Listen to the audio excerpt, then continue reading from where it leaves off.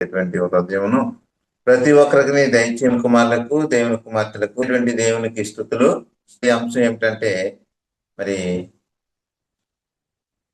మనిషి జన్మతః పాపి కాదు అనేటటువంటి ప్రధాన అంశంలో పాపం యొక్క ఉనికి, దాని ప్రారంభం అనేటటువంటి మరి ఎపిసోడ్ని మనము నేర్చుకోవచ్చు. ప్రియులారా, మనిషి జన్మతః పాపి కాదు అనేటటువంటి ప్రధానాంశంలో పాపం యొక్క ఉనికి, దాని ప్రారంభము. అయితే ప్రియులారా, మరి నేటి క్రైస్తవ సంఘాలలో మరి మనిషి జన్మతః పాపి అని ప్రకటించడం జరుగుతున్నది. అంతేకాకుండానే మనిషి జన్మతః పాపి అని ప్రకటించే వారు కూడా ఉన్నారు. పిల్లలు, ఎందుకు ఇలా జరుగుతుంది అంటే, మరి వాక్యాన్ని అవగాహనగా చదవకపోవడము, మరి వారు తీసుకునేటటువంటి బాప్తిసాలు సరైనది కాకపోవడం వలన దేవుని మర్మమైనటువంటి వాక్యం వెల్లడి కాకుండా మరి అపవాది దాన్ని ఆటంకపరిచేటటువంటి విధంగా మరి క్రైస్తవ లోకంలో జరుగుతున్నది. అయితే ప్రియులారా, మనం మాట్లాడుకునే ఈ అంశములో పాపం యొక్క ఉనికి, దాని యొక్క ప్రారంభము ఎప్పుడు జరిగింది, ఎక్కడ జరిగింది, ఏంటి, ఇదంతా మనం తెలుసుకోవలసినటువంటి అవసరము ఉన్నది. ప్రియులారా, పాపం యొక్క ఉనికి, దాని ప్రారంభం ఎక్కడ జరిగింది అంటే ఏదెను తోటలో జరిగింది. పాపానికి మూలం ఏమిటి అంటే, పాపానికి మూలము ఆజ్ఞాతిక్రమమే. మరి పాపానికి మూలము సాతాను కాదు ప్రియులారా, పాపానికి మూలము మరేదో కాదు ప్రియులారా. మనం పరిశీలన చేసినట్లయితే యోహాను రాసినటువంటి మొదటి పత్రిక 3వ అధ్యాయం 4వ వచనంలో, పాపము చేయి ప్రతి వాడును ఆజ్ఞను అతిక్రమించును, ఆజ్ఞాతిక్రమమే పాపము. మరి పాపానికి మూలం ఏంటంటే ఆజ్ఞాతిక్రమము. పాపము ఆరోపింపబడడానికి గల కారణం ఏమిటి అంటే, పాపము ఎప్పుడు ఆరోపింపబడుద్ది, పాపము ఎందుకు ఆరోపింపబడుద్ది, పాపము ఎవరి మీద ఆరోపింపబడుద్ది అనేటటువంటి అంశాన్ని గత ఎపిసోడ్లో మనము స్పష్టంగా నేర్చుకున్నాం.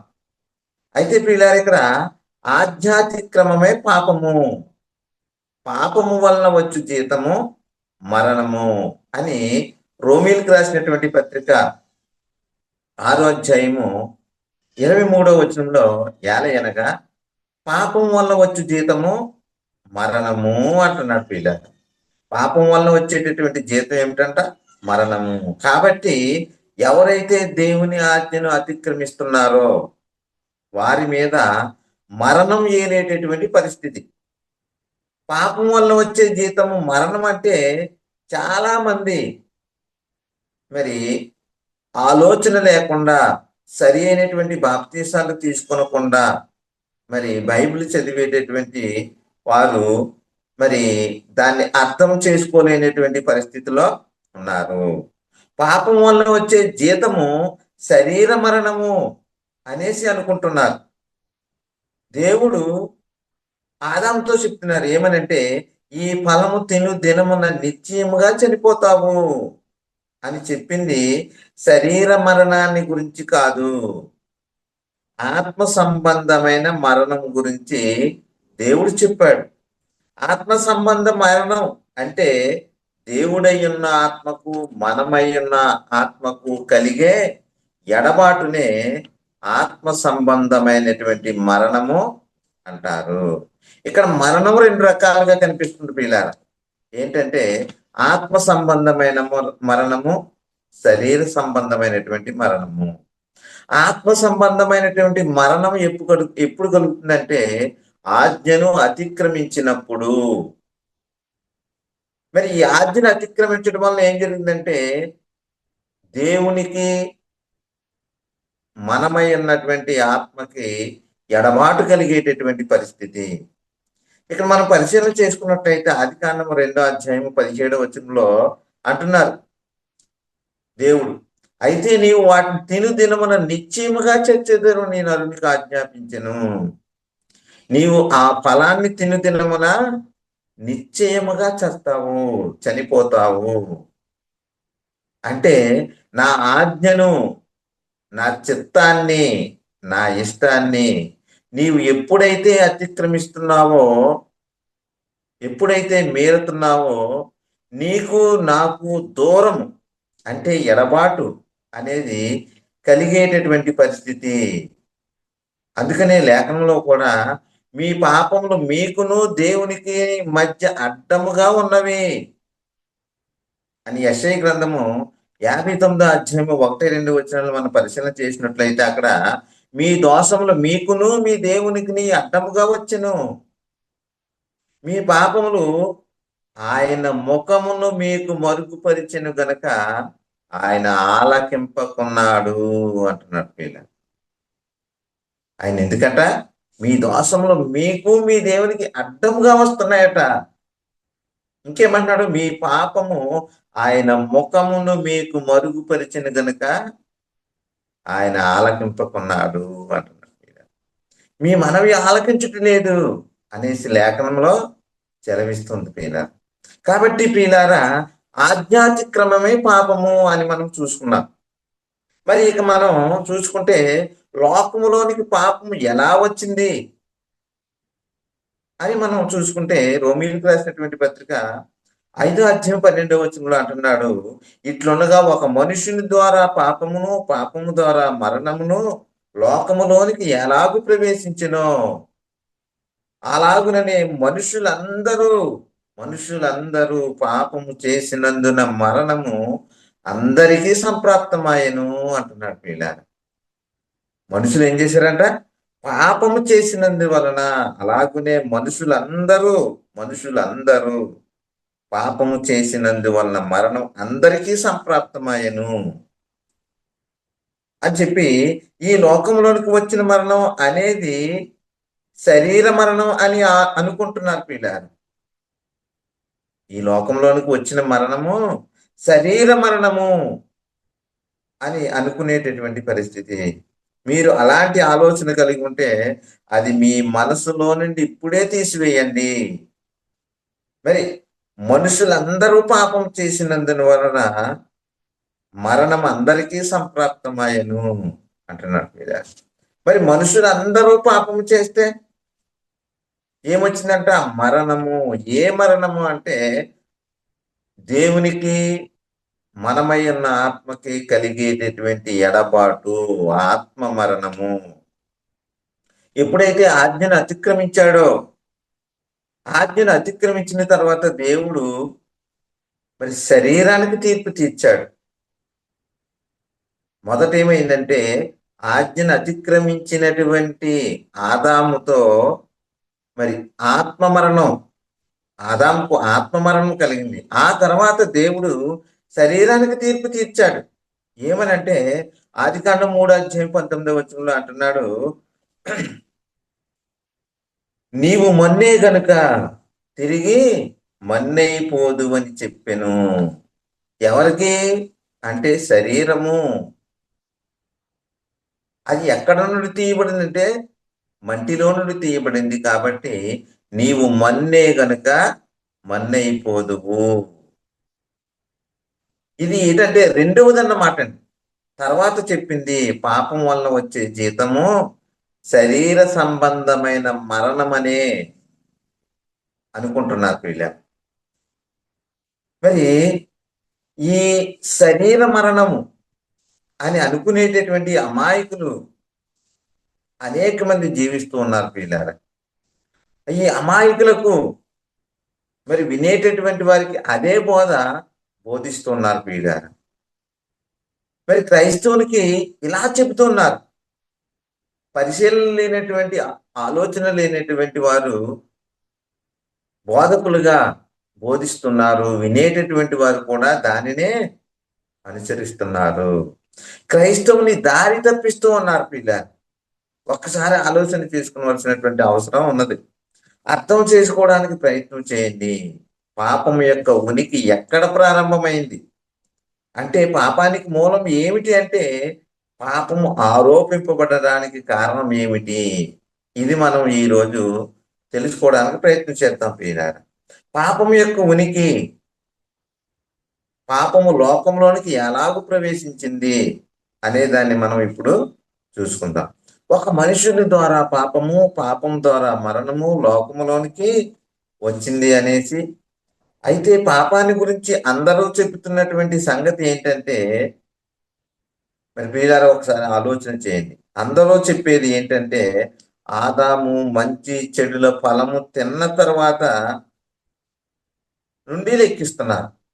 ఆదాము దగ్గరికి అపవాది వచ్చేసి ఈ ఆదాము శరీరంలో అపవాది పాపాన్ని ఇంజెక్ట్ చేసింది. ఈ అపవాది గాడు ఆదాము శరీరంలోనికి పాపాన్ని ఇంజెక్ట్ చేశాడు, గుచ్చాడట. అప్పటి నుండి పుట్టిన పిల్లలందరూ కూడా పాపులుగానే పుడుతున్నారు అంటున్నాడు. మరి ఇది ఎంత మాత్రమో వాస్తవమా అంటే కాదు ప్రియులారా. ఎందుకంటే ఆదాముకు పుట్టినటువంటి పిల్లలు కయ్యూను, హేబేలు. హేబేలును చూసినట్లయితే మనకు ఎలా కనపడుతున్నాడు? నీతిమంతుడిగా కనపడుతున్నాడు. మరి కయ్యూను చూసినట్లయితే తన తమ్ముడిని చంపాడు. మరి హేబేలును ఎందుకు నీతిమంతుడు అనాలి? ఈ పాపాన్ని ఇంజెక్షన్ చేశాడు అనుకోండి అపవాది ఆదాములోని. మరి పుట్టిన వారు ఇద్దరు కూడా పాపులుగా ఉండాలి కదా. మరి బైబిల్ గ్రంథము హేబేలుని నీతిమంతుడు అని ఎందుకు చెప్తుందంటే, మరి ఎవరైతే ఆజ్ఞను అతిక్రమిస్తున్నారో వారు పాపులుగా తీర్చబడుతున్నారు. ఆజ్ఞాతిక్రమమే పాపము. మరి ఇక్కడ మనం పరిశీలన చేసినట్టయితే అందరూ పాపులుగా పుడుతున్నారని చెప్తున్నారు పిల్లరా. అప్పటి నుండి పుట్టిన పిల్లలందరూ కూడా పాపము చేయకపోయినా కూడా పాపులుగానే పుడుతున్నారు అనేటటువంటి చెప్పేటటువంటి పరిస్థితి మనము చూస్తున్నాం. పాపము చేయకపోయినా పాపులుగానే పుడుతున్నారు. మనిషి జన్మతః పాపి అని చెప్పేటటువంటి పరిస్థితి నేటి క్రైస్తవ సమాజంలో మనము చూస్తున్నాం పిల్ల. మరి అవునంటారా కాదంటారా? ఒకసారి ఆలోచన చేయండి. మనిషి జన్మతః పాపి అనేసి నమ్ముతున్నటువంటి వాళ్ళు చాలా మంది ఉన్నారు. మనిషి జన్మతః పాపి అని చెప్పేవాళ్ళు మేము పాపము చేయకపోయినా ఆదాము చేసిన పాపమే మాకు సంక్రమిస్తుంది అనేసి, మేము పాపులమే కదా అనేసి ఇంకా ఇంకా పాపంలోనే కొనసాగేటటువంటి పరిస్థితి మనము చూస్తున్నాం పిల్లలు. అయితే పాపం యొక్క ఉనికి, దాని ప్రారంభము అనేది మనం ఇప్పుడు నేర్చుకుందాం. పిల్లలు ఒక్కసారి ఆలోచన చేయండి. పాపం యొక్క ఉనికి, దానికి ప్రారంభం తెలుసుకోవాలి అంటే ముందుగా మనిషి జన్మతః పాపి అవునా కాదా? మరి మనం తెలుసుకోవాలంటే ముందుగా మనిషి ఎందరి పురుషుల యొక్క కలయిక అనేది మనము తెలుసుకోవాలి. ఇక్కడ మనం పరిశీలన చేసినట్లయితే మనిషి ఇద్దరు పురుషుల కలయిక అని చెబుతుంది ప్రియుల. ఈ ఇద్దరిలో ఒకడు బాహ్య పురుషుడు, ఒకడు ఆంతర్య పురుషుడు. బాహ్య పురుషుడు అంటే మంటి నుండి తీయబడినటువంటి వాడు, శరీరము, మరి శరీర ఆకార నిర్మాణము ఎవడంటే బాహ్య పురుషుడు. మరి రెండో వారు ఎవరంటే ఆంతర్య పురుషుడు. వారినే ఆత్మ అంటాము అని బైబిల్ చెప్తుంది పిల్ల. అనేక మంది బైబిల్ను చదువుతూనే బైబిల్లో ఉన్న వచనాన్ని అర్థం చేసుకోలేని పరిస్థితిలో ఉంటున్నటువంటి పరిస్థితి మనము చూస్తున్నాం. ప్రియులారా, బైబిల్ చెప్తుంది మనిషి ఇద్దరు పురుషుల కలయిక అని. చాలా మంది అమాయకులు మనిషి ముగ్గురు పురుషుల కలయిక, ఆత్మ, శరీరము, ప్రాణము అని చెప్పేటటువంటి పరిస్థితి ప్రియులారా. కొంతమంది ఎలా అపోపడుతున్నారు. మరి లేఖనాలను చదివి అపార్థం చేసుకునేటటువంటి పరిస్థితిలో వారు ఉన్నారు. వారు మనసుకి తోచినది మనసుకు వచ్చింది చెప్పేటటువంటి పరిస్థితి మనం చూస్తున్నాం. బైబిల్ ఏమి చెప్తుంది అని మనం పరిశీలన చేస్తే బైబిల్ ఏమి చెప్తుందంటే మనిషి ఇద్దరు పురుషుల కలయిక అని చెప్తుంది ప్రియులారా. మనం పరిశీలన చేసినట్లయితే కొరింథీయులకు రాసినటువంటి 2వ పత్రిక 4వ అధ్యాయం 16వ వచనంలో, కావున మేము అధైర్యపడము, మా బాహ్య పురుషుడు కృషించుచున్నను ఆంతర్య పురుషుడు దినదినము నూతన పరచబడుతున్నాడు అని పౌలు గారు కొరింథీయులకు రాస్తున్నారు ప్రియులారా. వారు అధైర్యపడరంట.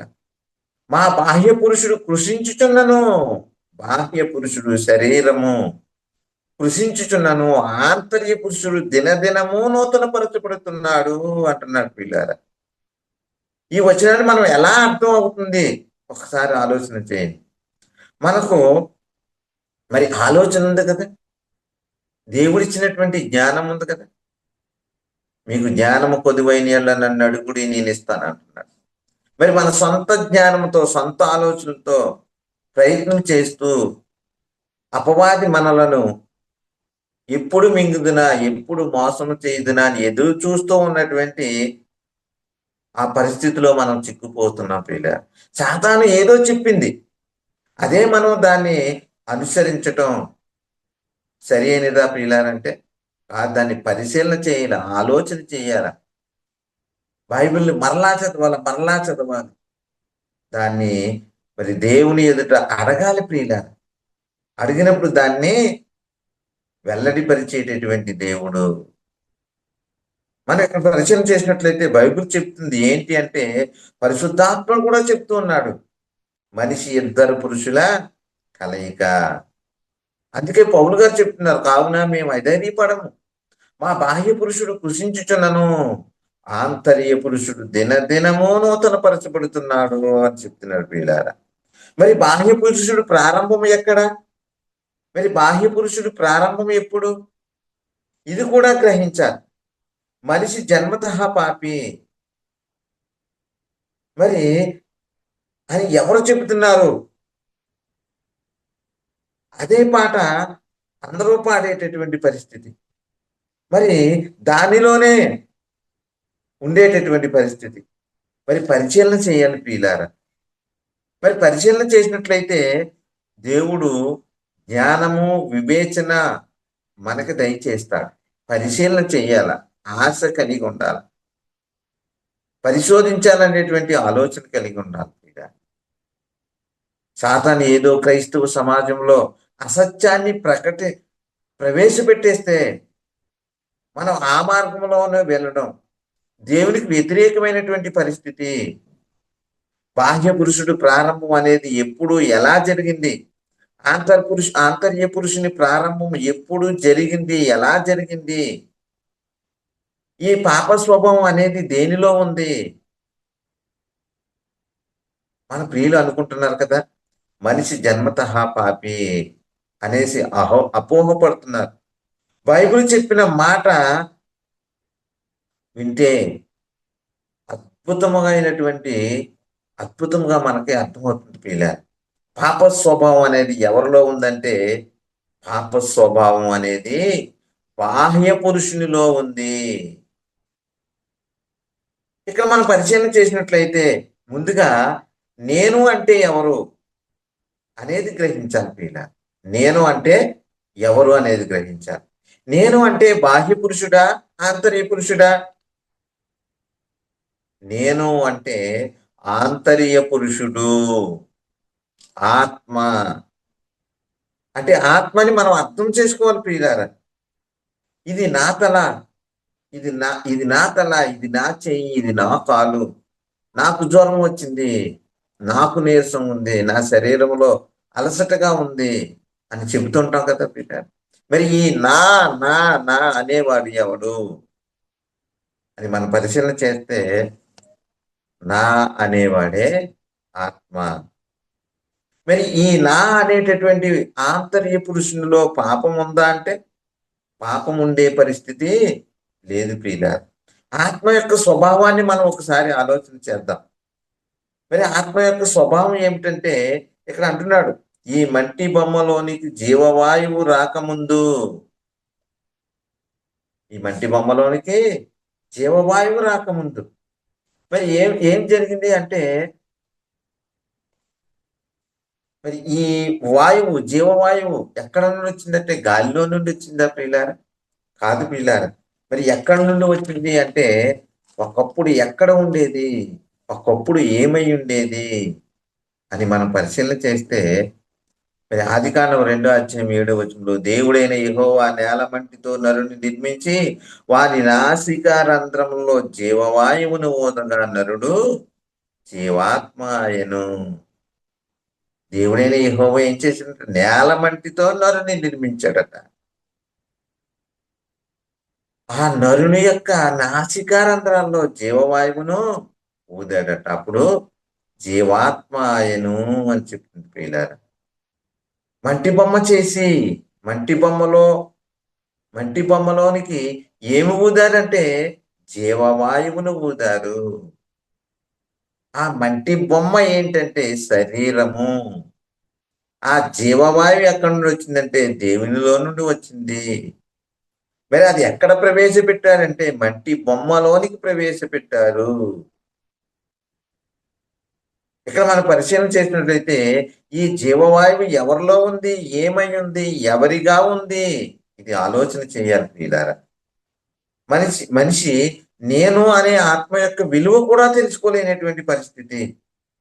నేనెవరు, నేనేమిటి, నేను ఎక్కడ నుండి వచ్చాను, నాలో ఉన్నటువంటి ఆత్మ ఎవరిది అనేటటువంటి పరిశీలన ఆలోచన లేనటువంటి పరిస్థితిలో నేటి క్రైస్తవ సమాజము మరి అడుగులు వేస్తుంది ప్రియుల.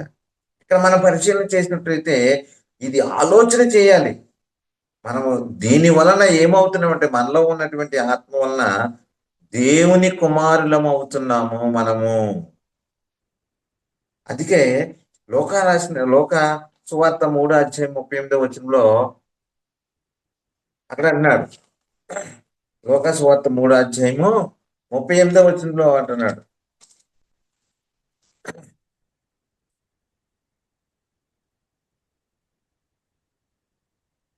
ఈనాను ఏనోసుకును, ఏనోసు చేతుకును, చేతు ఆదాముకును, ఆదాము దేవునికి కుమారుడు అంటున్నాడు వీళ్ళ. ఆదాము ఎవరట?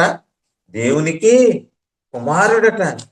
కొంతమంది తెలివైన వాళ్ళు ఏమంటున్నారంటే దేవునికి కుమారుడు ఎలా అయ్యాడు, దేవుడు కనలేదు కదా, జీవవాయువే కదా అనేటటువంటి పరిస్థితి ప్రియులారా.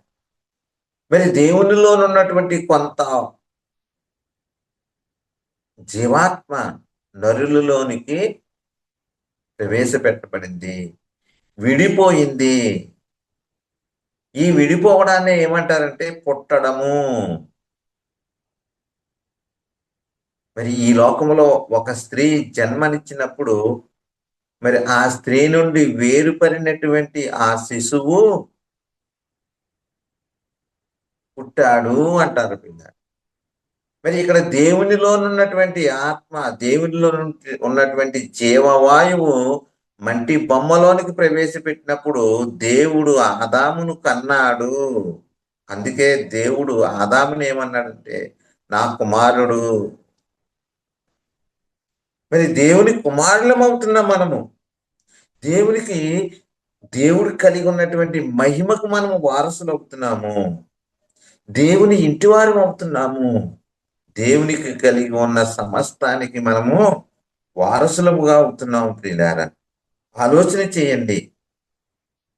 నేను పాపిని, నేను పాపిని, నేను పాపిని కాదు ప్రియులారా. మనము పరిశుద్ధునిలో నుండి వేరైనటువంటి వారము.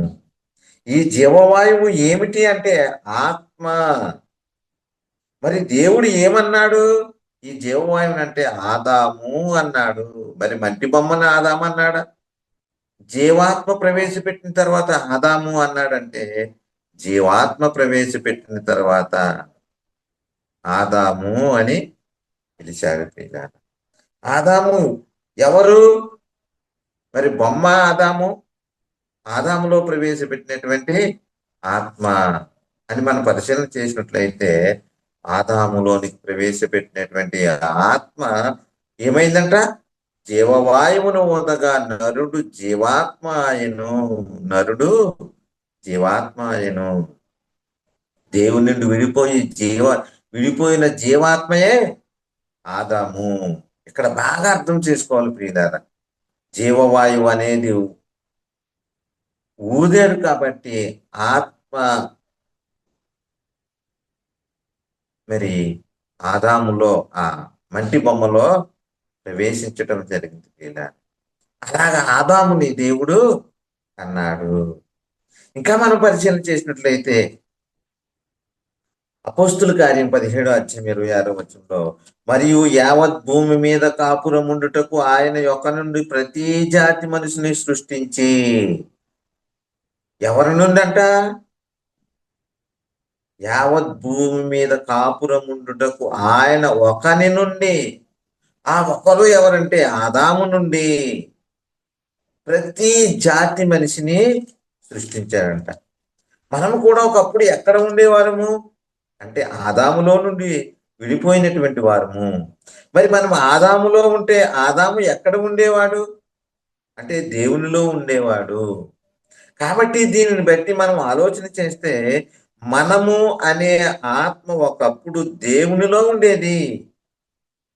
దేవునిలో ఎలా ఉండేది అంటే దేవునిలో దేవుడై ఉండేది. కాబట్టి దీన్ని ఒకసారి మనం మనసును ఆలోచన చేసినట్టయితే మన గొప్పతనము, మన మహిమ, మనం ఏమై ఉన్నామో అర్థమవుతుంది ప్రియులారా. బైబిల్ని ఆత్మ సంబంధంగా అర్థం చేసుకోవాలి. కానీ అలా జరగట్లేదు ప్రియులారా. ఎందుకంటే మనుషుడు ప్రకృతి సంబంధిగా, శరీర సంబంధిగా, భౌతిక సంబంధిగా అర్థం చేసుకుంటున్నాడు.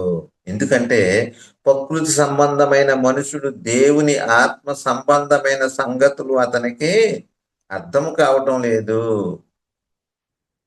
మనం పరిశీలన చేసినట్లయితే కొరింథీయులకు రాసినటువంటి పత్రిక 2:14 ప్రకృతి సంబంధమైన మనుషుడు దేవుని ఆత్మ విషయములను ఏం చేయాలంట? అర్థం చేసుకోలేనటువంటి పరిస్థితిలో నాన్న పిల్లారు. దేవుణ్ణి నుండి విడిపోయిన ఆత్మ యొక్క స్వభావం ఏమిటి? ఇది మనం ఈరోజు పరిశీలన చేద్దాం ప్రియులారా. పాప స్వభావం అనేది దేనిలో ఉంది ప్రశ్న వేసుకున్నట్లయితే బాహ్య పురుషునిలో పాప స్వభావం ఉందా? ఆంతర్య పురుషునిలో పాప స్వభావం ఉందా? దేని నుండి విడిపోయిన, దేవుని నుండి విడిపోయిన ఆత్మలో పాప స్వభావం ఉందా? ఒక్కసారి మనం పరిశీలన చేయవలసినటువంటి అవసరం ఉంది పిల్లారు. ఒకప్పుడు దేవునిలో దేవుడై ఉండగా దేవునిలో నుండి విడిపోయిన ఆత్మయే ఆంతర్య పురుషుడు, ఆత్మ. ఆ జీవవాయువునే ఆత్మ అంటారు. ఆ ఆత్మయే ఆంతర్య పురుషుడు. ఆ ఆత్మలో పాప స్వభావము ఉందా అంటే ప్రియులారా? పాప స్వభావము లేదు. ఎందుకంటే దేవుడు ఎవరంటే పరిశుద్ధుడు. మనం పరిశీలన చేసినట్లయితే పేతురు రాసినటువంటి మొదటి పత్రిక 1:14-16 పరిశీలన చేసినట్లయితే నేను పరిశుద్ధుడినై ఉన్నాను కనుక మీరును పరిశుద్ధులై ఇండుడని వ్రాయబడి ఉన్నది. ఇంకా పరిశీలన చేసినట్లయితే మిమ్మల్ని పిలిచిన వాడు పరిశుద్ధులై ఉన్న ప్రకారము మీరును సమస్త ప్రవర్తన యందు పరిశుద్ధులై ఇండుడి అంటున్నారు పీటర్. ఎవరో ఈ పరిశుద్ధుడు అంటే దేవుడు పరిశుద్ధుడు. దేవునిలో నుండి విడిపోయినటువంటి ఆ మంటి బొమ్మలోనికి ప్రవేశపెట్టబడినటువంటి జీవవాయువు పరిశుద్ధమైనది. మరి దేవుడు ఎలాంటి వాడో మనమును అలా ఉండాలి. ఎందుకంటే దేవుడు పరిశుద్ధుడు. దేవునిలో నుండి విడిపోయిన ఆత్మ కూడా పరిశుద్ధమైనది. దేవుడు నరుని ఎవరి స్వరూపంలో, ఎవరి పోలికలో సృజించాడంటే దేవుని స్వరూపంలో, దేవుని పోలికలో సృజించాడు. ఆదికాండము 1:26-27 మనం పరిశీలన చేసినట్లయితే దేవుడు మన స్వరూపమందు మన పోలిక చొప్పున నరులను చేయుదము. వారు సముద్రపు చేపలను, ఆకాశ పక్షులను, పశువులను, సమస్త భూమిని, భూమి మీద ప్రాకు ప్రతి జంతువును ఏలుదురుగా కని పలికెను. 27వ వచనంలో దేవుడు తన స్వరూపమందు నరుని సృజించెను. దేవుడు తన స్వరూపమందు వారిని సృజించెను. ఎవరి స్వరూపమందు? దేవుని స్వరూపమందు. ఇక మనం పరిశీలన చేసినట్లయితే స్వరూపము అంటే నిర్మాణము కాదు ప్రియులారా. ఒక ముక్కు, ఒక చెవి, ఒక తల్లి, ఇవి కాదు ప్రియులారా. స్వరూపం అంటే దేవుడు కలిగి ఉన్నటువంటి గుణలక్షణాలు ప్రియులారా, స్వభావం ప్రియులారా. ఈ మట్టి బొమ్మలోనికి ప్రవేశపెట్టబడిన దేవుని జీవాత్మయే దేవుని స్వరూపము. జీవాత్మయే దేవుని స్వరూపము. ఆదాము ఎవరి స్వరూపం అంటే దేవుని స్వరూపము. ఆదాము నుండి వేరుపడినటువంటి మనము అందరము ఒకప్పుడు ఎక్కడ ఉండేవారమంటే ఆదాములో ఉండేవారము. ఆదాము దేవునిలో ఉండేవాడు. దేవుడు ఏమై ఉన్నాడంటే ఆత్మయ్యి ఉన్నాడు. నేను అంటే శరీరమా ఆత్మ అనేది కూడా అర్థం కానటువంటి పరిస్థితి నేటి క్రైస్తవ సమాజంలో కనిపిస్తుంది ప్రియులారా. నేను అంటే ఎవరు? ఇక్కడ మనం ఒక ఆలోచన చేద్దాం ప్రియులారా. ఈ లోక సంబంధంగా ఒక పేరు కలిగినటువంటి ఒక అప్పారావు అనేటటువంటి వ్యక్తి చనిపోయాడు అనుకోండి. అక్కడ ఉన్న వారందరూ ఏమంటారు? అరే అరే అప్పారావు చనిపోయాడురా అని చెప్తూ ఉంటారు. మరి ఆ పక్కన ఉన్నటువంటి ఒక వ్యక్తి అంటాడు, ఇదిగోరా అప్పారావు ఇక్కడ ఉంటే చనిపోయాడు అని చెప్తారేంటి? మరి అక్కడ ఉన్నటువంటి ఆ పెట్టెలో ఉన్నటువంటి వాడిని అప్పారావు అంటారా పిల్లారు? అనరు, శవము అంటారు. మరి వెళ్ళిపోయిన వాడు ఎవరు? అప్పారావు అంటారు. మరి శరీరం అక్కడే ఉంది, దాన్ని ఏమంటున్నారంటే శవము అంటున్నారు. ఆంతర్య పురుషుడు ఎక్కడి నుండి వచ్చాడు అంటే దేవుని యొద్ద నుండి వచ్చాడు, వెళ్ళిపోయాడు అంటారు పిల్లలు. దేవుడు వారసుడుగా ఉండాలని కోరుకున్నాడు. దేవుడు పరిశుద్ధుడు గనక మనము పరిశుద్ధుడుగా ఉండాలి అని కోరుకున్నాడు. మరి శరీరం యొక్క స్వభావం ఏమిటి? అని మనం పరిచయం చేసినట్లయితే గలతీయులకు రాసినటువంటి పత్రిక 5వ అధ్యాయం 17వ వచనంలో అంటున్నాడు, శరీరము ఆత్మకును, ఆత్మ శరీరమునకును విరోధముగా ఉంటదట. ఏంటంట? శరీరము ఆత్మకును, ఆత్మ శరీరమునకును విరోధముగా ఉంటదట. మనిషి జన్మతః పాపి కాదు అని, ఆత్మ పాప స్వభావము లేనిది అని, శరీరం యొక్క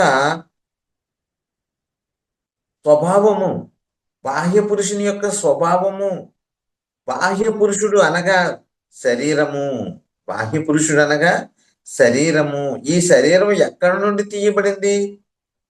మనం ఆలోచన చేసినట్లయితే మట్టి నుండి తీయబడింది, ప్రకృతి నుండి తీయబడింది. కాబట్టి బైబిల్లో శరీరం యొక్క స్వభావం ఎలాంటిది చాలా స్పష్టంగా రాయబడి ఉంది. ప్రకృతి నుండి చేయబడింది శరీరము. దేనిని కోరుకుంటుంది అంటే ప్రకృతి నుండి తీయబడింది కాబట్టి ప్రకృతిని కోరుకుంటుంది. మరి ప్రకృతి చేత ఆకర్షింపబడుతుంది. ఈ శరీరము ప్రకృతిని కోరుకుంటుంది.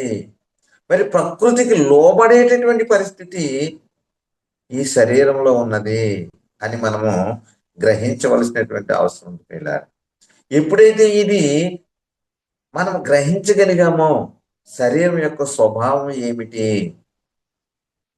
అని మనము ఆలోచన చేయొచ్చు ప్రియులారా. శరీరం ఆత్మకును, ఆత్మ శరీరమునకును విరోధముగా ఉంటుందట ప్రియులారా. ఈ శరీరము దేవుని చిత్తాన్ని జరిగించదటువంటి పరిస్థితి. ఈ శరీరము దేవుని చిత్తాన్ని జరిగించదట ప్రియులారా. రోమీయులకు రాసినటువంటి పత్రిక 8వ అధ్యాయం 8వ వచనంలో, కాగా శరీర స్వభావం గలవారు దేవుని సంతోషపరచనేరరు అంటున్నారు. శరీర స్వభావం కలిగినటువంటి వారు ఏం చేస్తారంట? దేవుణ్ణి సంతోషపరచలేరట. అలాగే దేవుని చిత్తాన్ని నెరవేర్చరు. దేవుని చిత్తానికి వ్యతిరేకంగా జీవిస్తూ ఉండేటటువంటి పరిస్థితి. దేవుని మాట వినదు. ఇది శరీరతత్వము. శరీరం యొక్క ఆలోచన ఏమిటంటే ఈ లోకంలో ఉన్నంతసేపు ఈ లోకాన్ని అనుభవించాలి. దానికోసం 3 పూటల తినాలి. శరీరం ఏం చేస్తుంది అంటే మనలను మోసం చేస్తుంది ప్రియులారా.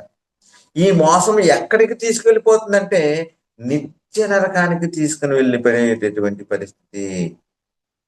దేవుడు నేను అనే ఆత్మకు శరీరాన్ని ఇచ్చింది ఎందుకంటే ఈ శరీరాన్ని ఆత్మ ద్వారా లోపరుచుకుని శరీరంతో దేవుని పని జరిగించాలి అని. గలతీయులకు రాసినటువంటి పత్రిక 5:24 క్రీస్తు యేసు సంబంధులు శరీరము దాని ఇచ్చలతో సిలువ వేసి ఉన్నారు. క్రీస్తు యేసు సంబంధులు ఏం చేస్తారట? శరీర ప్రకారము నడుస్తారంటే లేదు ప్రియులారా. ఆత్మ ద్వారా శరీర క్రియలను చంపాలి. ఈ శరీరం ఏం చేస్తుందంట?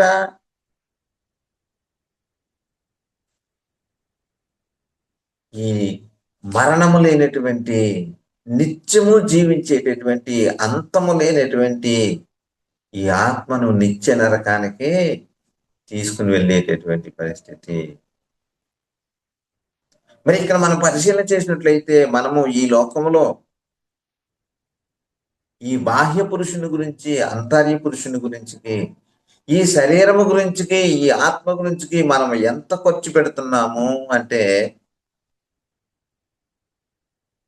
మరి ప్రతి ఒక్కరూ ఈ లోకంలో పనిచేసేటటువంటి ప్రతి ఒక్కరూ శరీరము గురించికే మొన్నైనది వెనుకటి వలనే మొన్నైపోవు అన్న శరీరానికి ఖర్చు పెడుతున్నారు ప్రియులారా. ఉదయం లేచింది మొదలుకొని పడుకునేంత వరకు ఉదయం టిఫిన్ ఖర్చు, మధ్యాహ్నం భోజనము, రాత్రి భోజనము, ఈలోగా వస్త్రాలు, ఆభరణాలు, ఇవే ఖర్చు. మనం సంపాదించింది అంతా ప్రియులారా శరీరానికే ఖర్చు పెట్టేటటువంటి పరిస్థితి.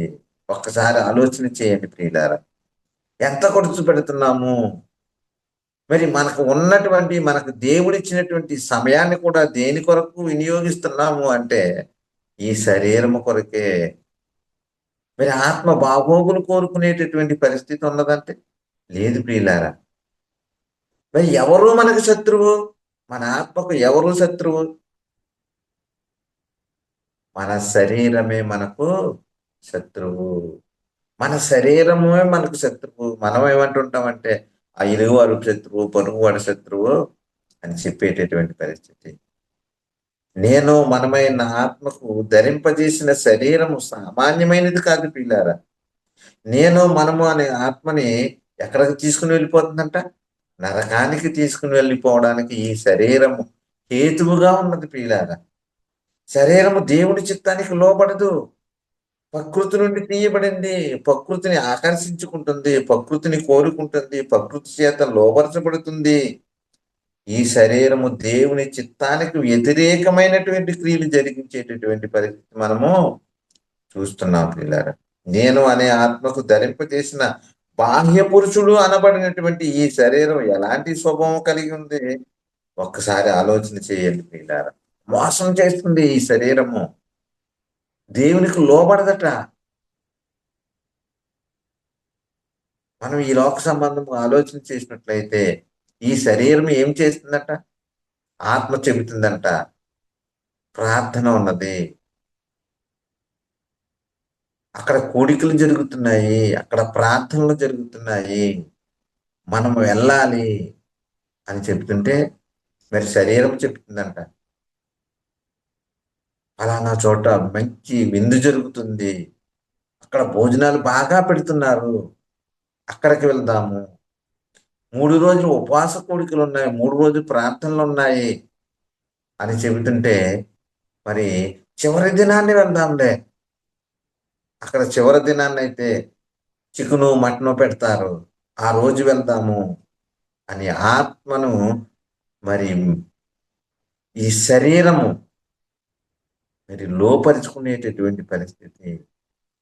మరి ఎవరు లోపరుచుకోరట? ఎవరైతే క్రీస్తు సంబంధులుగా ఉన్నారో వారు శరీరము దాని ఇచ్చలను, దాని క్రియలను సిలువ వేసి ఆత్మ సంబంధముగా దేవునికి ఇష్టలుగా జీవించేటటువంటి పరిస్థితి. మరి ఇక్కడ శరీరం ఏం చేస్తుందంటే లోకాన్ని చూపెడుతుంది, శరీరాశలను చూపిస్తుంది, నేత్రాశలను చూపిస్తుంది. ఈ బాహ్య పురుషుడు ఆంతర్య పురుషుణ్ణే లోపరుచుకునేటటువంటి పరిస్థితిలో ఉంటుంది పీడ. ఈ ఆత్మ చెప్పేదానికి విరుద్ధంగా శరీరం కార్యాలు జరిగిస్తూ ఉంటుంది. ఎప్పుడు కూడా శరీరానికి ఆత్మకు సంఘర్షణ జరుగుతూ ఉంటుంది పీడ. కాబట్టి మనం పరిశీలన చేసినట్లయితే పాపము యొక్క ఉనికి, దాని ప్రారంభము మనము నేర్చుకుంటూ ఉన్నాం పీడ. ఈ విధంగా మరి ఆలోచన చేసినటువంటి ఈ బాహ్య పురుషుడు ఎవరు, ఆంతర్య పురుషుడు ఎవరు? ఈ బాహ్య పురుషుడు శరీరమని, మట్టి నుండి తీయబడినటువంటి వాడని, ప్రకృతి నుండి తీయబడినటువంటి వాడని, భౌతిక సంబంధి అని, దేవుని చిత్తానికి లోబడినటువంటి వాడని ఈ శరీరం గురించి మనం ఆలోచన చేశాం పిల్లలు. మరి ఆంతర్య పురుషుడు ఎవరంటే ఆత్మని, దేవుని నుండి విడిపోయిన వాడని, దేవుని సంబంధి అని, పరిశుద్ధమైనటువంటిది అని, మరి దానికి ఆత్మకు అంతము లేదని, యుగ యుగాలు జీవించేదని మనము ఈ ఆంతర్య పురుషుడు బాహ్య పురుషుని గురించి ఆలోచన చేశాం. ఈ పాప స్వభావం ఎవరిలో ఉంది? ఆంతర్య పురుషునిలో ఉందా, బాహ్య పురుషునిలో ఉందా? అంటే బాహ్య పురుషుడు ప్రకృతి సంబంధి కాబట్టి ప్రకృతిని ఆకర్షించుకొని శరీరాశకు, నేత్రాశకు లోనైపోయేటటువంటి వాడని, మరి ఆంతర్య పురుషుడు పరిశుద్ధుడని, పరిశుద్ధుడు నుండి వేరైనటువంటి వాడని, దేవునిలో దేవుడై ఉండగా దేవుని నుండి వేరైపోయినటువంటి ఈ ఆత్మే ఆంతర్య పురుషుడు, ఆత్మ పరిశుద్ధుడని మనము ఆలోచన చేసాం పిల్లారా. మరి ఇంకను ఈ ఎపిసోడ్ ఇంకను ఉన్నది కాబట్టి మరి వచ్చే సమయాన్ని మనము దాన్ని పరిశీలన చేద్దాము. మరి ఇప్పటి వరకు మరి చెప్పబడినటువంటి మాటలు ప్రతి ఒక్కరి హృదయంలో నీరు కట్టి ప్రతి ఒక్కరి హృదయంలో ఫలింపజేయను గాక. దేవుడు అందరిలోనూ ఈ వాక్యము కార్యసిద్ధి జరిగించాలని దేవుని స్తుతిస్తూ ఉన్నాము. అందరికీ వందాలండి. దేవునికి స్తోత్రం.